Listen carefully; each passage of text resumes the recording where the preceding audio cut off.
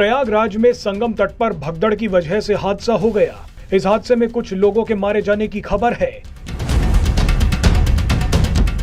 लेकिन जिस वक्त पूरा देश इस हादसे पर शोक व्यक्त कर रहा था, ठीक उसी वक्त कुछ कट्टरपंथी ये खबर सुनकर खुश हो रहे थे, हंस रहे थे, सोशल मीडिया पर अपनी घटिया मानसिकता दिखा रहे थे।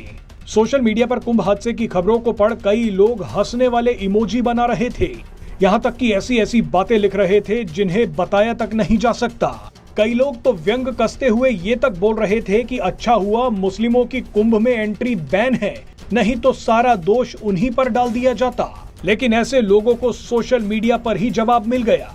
कई यूजर्स ने जवाब देते हुए लिखा कि आप कुंभ में तो नहीं आए, मगर सऊदी अरब में तो सिर्फ आप ही जाते हैं, तो वहां कैसे हादसा हो गया। पिछले साल जुलाई में 1300 से ज्यादा मुस्लिम मक्का में हज के दौरान मारे गए। सऊदी का मक्का शहर तो प्रयागराज से भी बड़ा होगा, वहां तो सिर्फ 20 लाख लोग ही गए थे।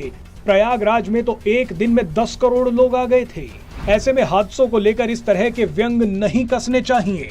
बहरहाल इसी बीच अब कई विपक्षी दल वीआईपी कल्चर पर सवाल उठा रहे हैं। पीएम मोदी और सीएम योगी से सवाल पूछ रहे हैं। विपक्षी दलों के सवाल बिल्कुल सही और जायज हैं, मगर सवाल पूछने वाले इन विपक्षी दलों को भी तुरंत सोशल मीडिया पर जवाब मिल गया।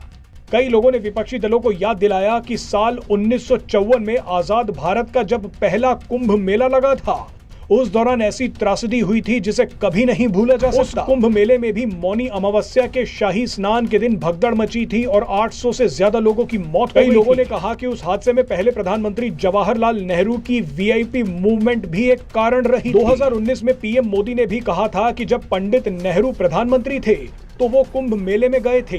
तब पंचायत से लेकर पार्लियामेंट तक कांग्रेस की सरकार थी। उस दौरान कुंभ में भगदड़ मच गई थी, हजारों लोग मारे गए थे। लेकिन पंडित नेहरू पर कोई दाग ना लग जाए, उसके लिए इस खबर को दबा दिया गया। 1986 हरिद्वार कुंभ मेले में भी भगदड़ की वजह से 200 लोगों की मौत हुई थी। 2003 में भी नासिक कुंभ में भगदड़ की वजह से 39 लोगों की जान चली गई। हैरानी की बात देखिए कि अखिलेश यादव, जो आज कुंभ की घटनाओं पर लगातार ट्वीट करके यूपी सरकार से जवाब मांग रहे हैं, उनके सीएम रहते हुए भी 2013 में इलाहाबाद कुंभ के दौरान हादसा हुआ। रेलवे स्टेशन पर भगदड़ मच गई और 42 लोगों की दर्दनाक मौत हो गई थी।